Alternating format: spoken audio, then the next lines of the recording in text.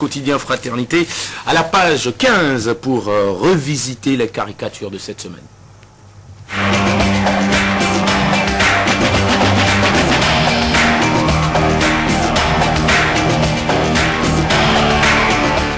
Cari Live, comme d'habitude, tous les vendredis, nous sommes en compagnie de l'enfant Claudio, c'est le caricaturiste maison du quotidien Fraternité. Bonjour l'enfant Claudio. Bonjour François. Alors, on va revisiter les caricatures de cette semaine. On va commencer avec cette caricature, un président qui est assis dans son lit avec le fauteuil présidentiel et il dit ceci: tu resteras dans mon lit jusqu'au 6 avril, il y a trop d'envieux.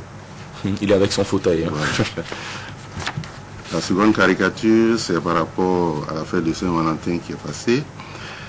Alors, monsieur et madame sont devant l'hôtel et la femme lui dit: amène-moi sur la lune, mon chéri. Et lui qui est étonné, qui dit: mais pas question, on était d'accord pour l'hôtel. Apparemment, chacun a sa manière de comprendre les mots. Voilà.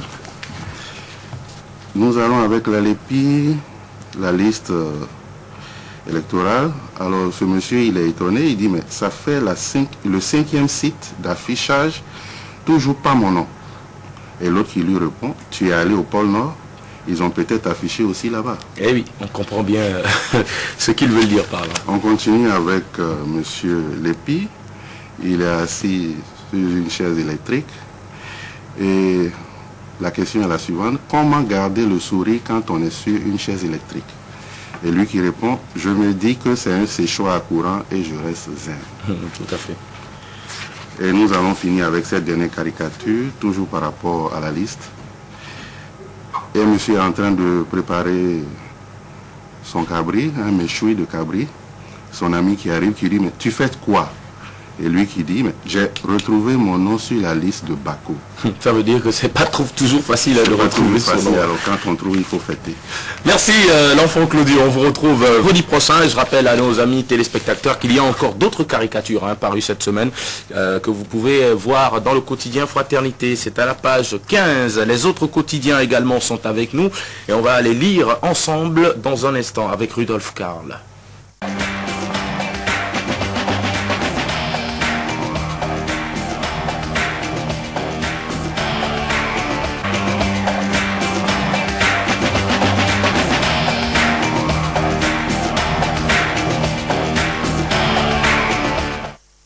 Voilà donc l'heure de la revue de presse sur Actu Matin. Vous le devinez sans doute, on parlera énormément donc du lancement de la campagne électorale et de cette décision prise par certains candidats. Cette revue de presse nous sera présentée par Rudolf Karl et comme d'habitude tous les vendredis, il est dans son joli bazin. Bonjour à vous, Karl. Bonjour François, merci bien. Bonjour chers téléspectateurs. En route vers les élections, la journée d'hier a été capitale et très riche en actualité. À la Sénat, Joseph Nyolonfon a officiellement lancé la campagne électorale. Pendant ce temps, certains candidats engagés dans la course sortaient une déclaration pour demander un nouveau report et au Parlement, la désignation des commissions électorales d'arrondissement et communal était source de tension entre les députés de la mouvance et de l'opposition. La une du journal Le Quotidien résume parfaitement la situation qui prévaut à 2 semaines de la date fixée pour le premier tour. Scrutin présidentiel du 6 mars, le cafouillage total.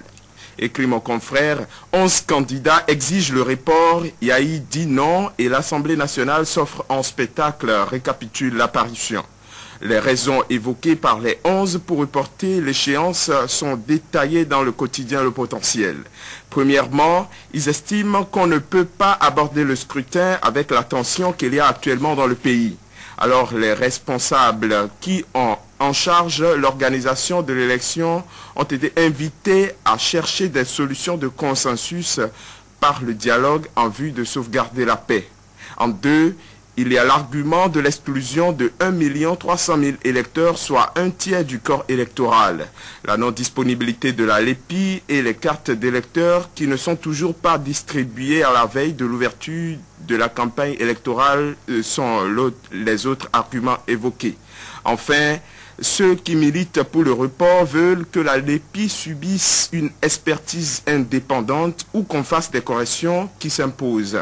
Pour ces mobiles, le groupe des 11 exige le report du vote de quelques semaines tout en précisant que le tout soit fait dans le respect des dispositions de la Constitution relatives à la durée des mandats des institutions de la République.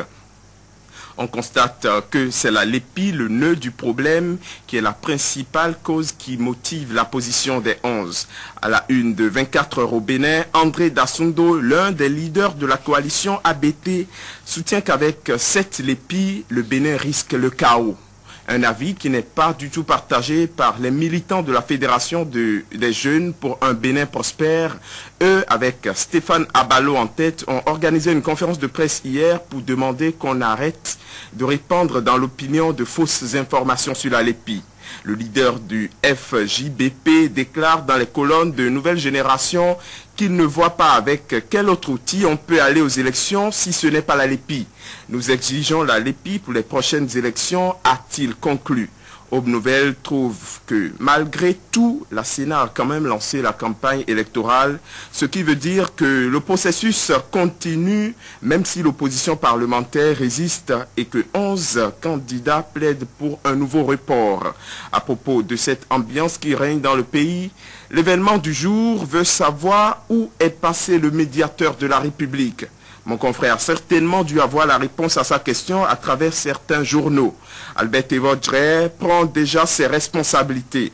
Il a écrit au président de la République, au chef de la Cour constitutionnelle et à Joseph Nyolofon, le président de la Sénat. Dans ce courrier repris par Fraternité, il a fait des propositions pour calmer les tensions autour de la LEPI. Tevodjre demande d'établir à côté de chaque bureau de vote, sous la responsabilité d'un délégué du chef de quartier ou de village ou de tout autre officier de l'administration publique, une cellule de réclamation. Cette cellule, poursuit-il, va recueillir les plaintes éventuelles de citoyens régulièrement inscrits et n'ayant pas pu exprimer leur suffrage pour des raisons de dysfonctionnement dans la confession ou la mise en œuvre de la LEPI. Toutes ces réclamations seraient acheminées vers la Sénat et la Cour constitutionnelle pour considération. La mesure proposée vise à canaliser les mécontentements et les réclamations et à donner aux organes compétents l'opportunité d'apprécier l'importance du phénomène et d'en tirer les conclusions utiles. Ce sont là les conseils du médiateur de la République pour éviter toute situation ingérable au lendemain des élections. Dans ce flou, le candidat Issa Salifou semble ne rien craindre.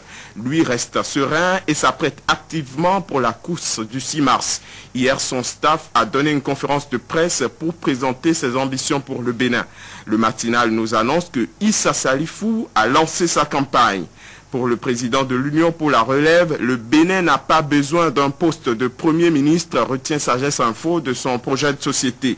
La Nouvelle Tribune mentionne de son côté les 7 priorités de Salé pour le Bénin. Et Angelo Dossoumu dans Fraternité s'est chargé d'énumérer ses priorités. Les 7 points fondamentaux du programme de Issa Salifou pour son pays sont les suivants. L'équilibre des institutions républicaines, la culture d'une dynamique d'auto-emploi, la pérennité de la microfinance et son accompagnement et en revoyant les montants à la hausse.